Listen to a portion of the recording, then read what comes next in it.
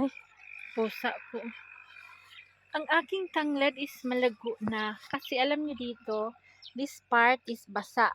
Doon is dry. Kasi yung kapitbahay, andito yung ano nila ng tubig. O, di ba? May source sila ng tubig. 2, 4, 6, 7 puno ang aking tanglad. At saka yung aking patatas, o. Malugo na siya kasi may tubig dito araw-araw. Tapos dito, wala man lang tumubo. Kasi sobrang init. Yung aking okra, na malaki na, nakinain to ng mga kambing dati. Wala akong makita. Ngayon, malago na rin. Ito, patatas to. Tingnan natin kung may bunga ba. Maka-harvest tayo. Kahit isa, dalawa, tatlo. Wala pa mga sis, oh. Nag-ano pa lang siya, nagkumpol-kumpol. Wala pa siyang bunga kasi kinain ng aking mga kambing. Nag-start pa lang siya, oh. Tapos ang aking sili naman is malago ang dahon. Tapos wala pang bunga. Ay, meron na pala marami sa ilalim. Hala ka mga sis, oh.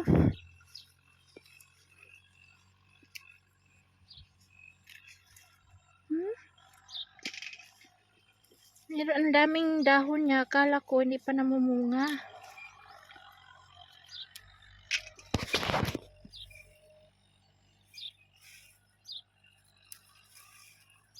Kailangan mo siyang hanapin. Malalaki ng bunga niya mga sis. Ang tataba, kasing taba ko.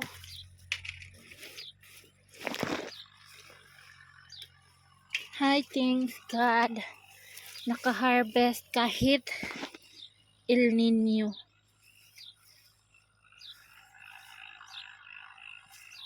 El Nino.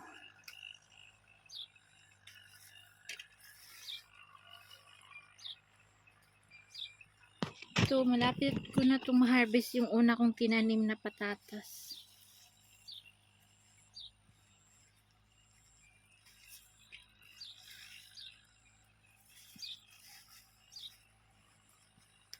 Masarap ang dahon nito. Alam niyo saan? Sa sinabaw na native na manok. 'Di ba?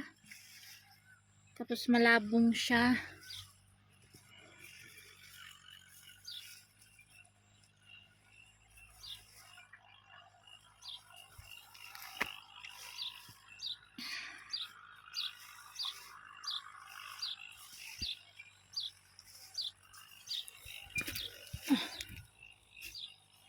Ay, init.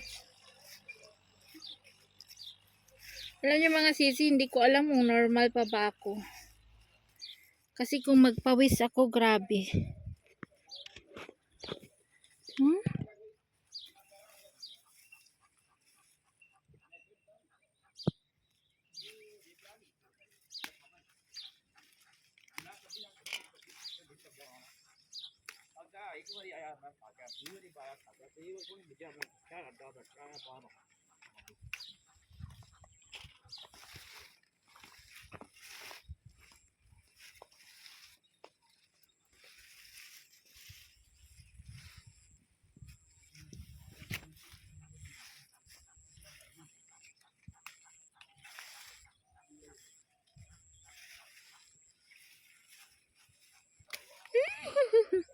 Grabe yun, ang laki.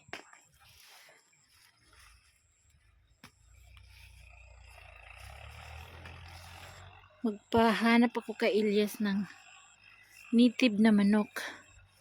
Tapos, silihan natin ng marami.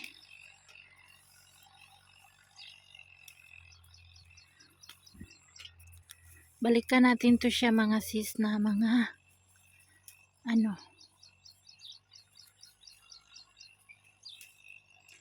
Diba?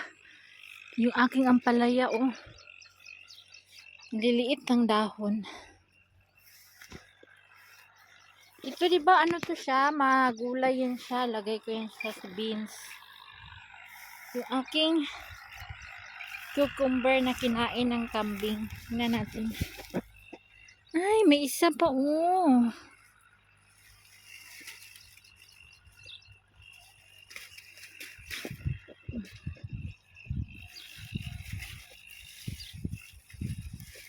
Ano natin doon sa paakyat. Diyan, makyat kayo.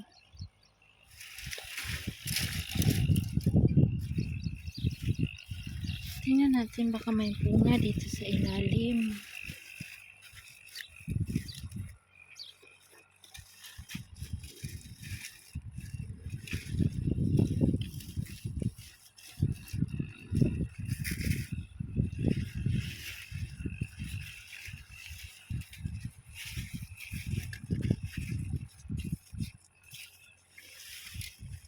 Isa lang yung ating nakita.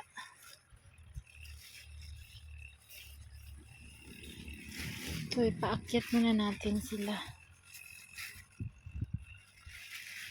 Bukas ayusin ko kayo, tali ko kayo pataas. Ay, may alo ako dito, potato.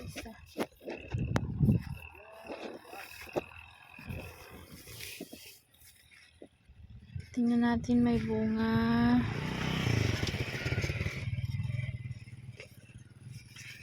Tingnan nyo, ayan o, kinain siya ng kambing namin.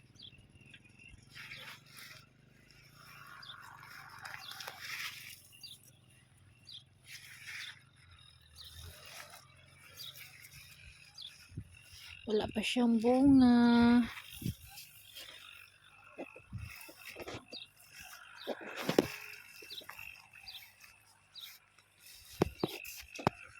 Dito tayo sa aking maliliit na sili. Yung aking kamatis, mga sis, wala na kay kinain ng kambing. Ito siya, sili. Hindi kinakain ng kambing. Tingnan nyo, sa sobrang init, yung leaves niya. Nangalaya. Nalawos. Kasi kulang kami sa tubig. Kami nga mga tao nagtitipid sa tubig, nag-alternate maligo. Garden pa kaya ang unahin? Ito kasi siya, mabibili mo to siya ng tag 5 piso, 10 piso. Basta season, ganun murang-mura.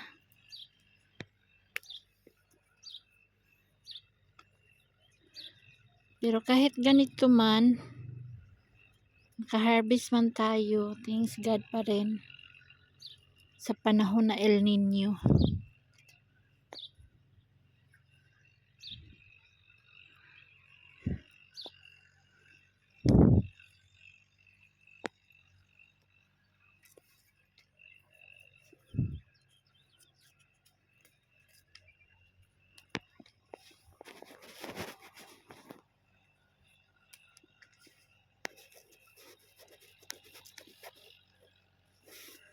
Maghintay akong umulan tapos magsabaw tayo mga sis.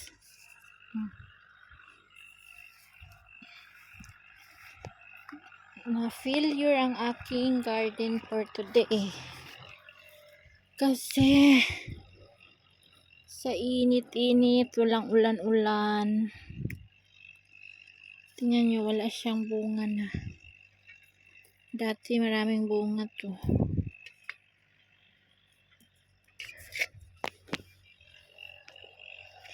Punta tayo sa talong banda. Yung aking tanglad. Malapit nakasurvive. Yung aking talo ay okra mga sis. Tingnan naman nakubol sa walang init.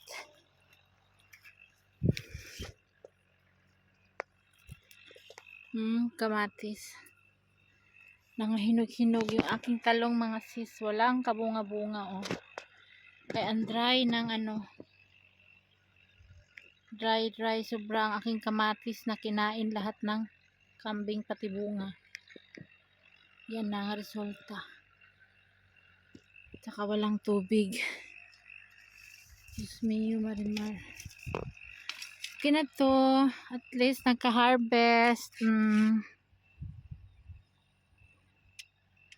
Yun lang ang ating ma-harvest for today.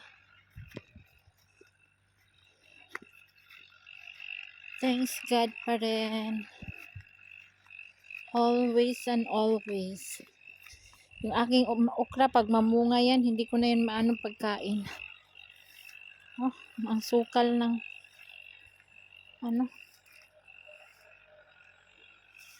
kunin natin to. Di ba magulay to mga sis? Saluyot man to. I'm not sure.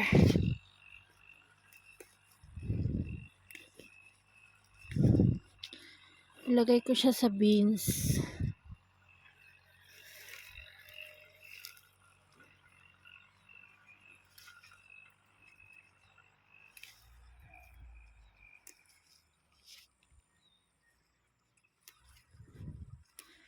May garbanzos ako doon. Black garbanzos. Ilagay ko siya para may dahon-dahon din tayo.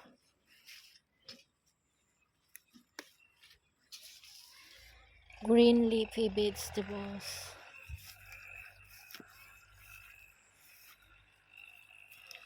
Oh, sa dami-dami ng tinanom namin na potato.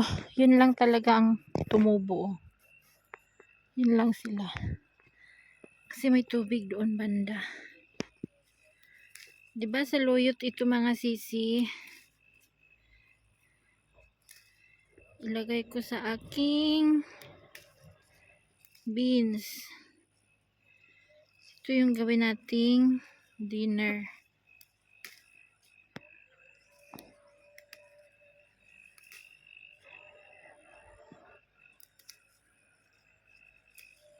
Kusa lang to siyang tutubo.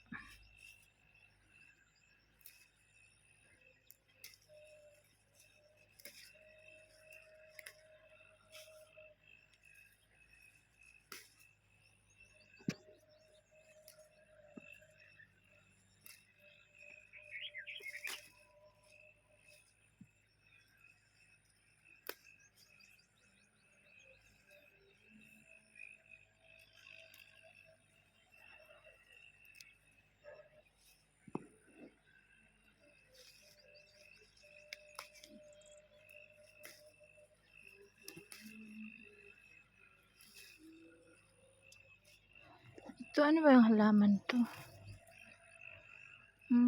Kanya yung coriander leaves.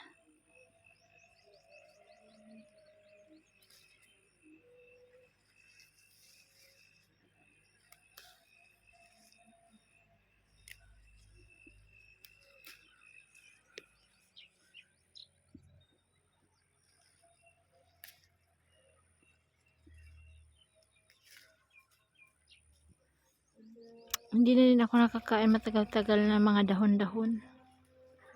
Puro lang talong o kurakain ko. Ngayon makakain na tayo ng dahon.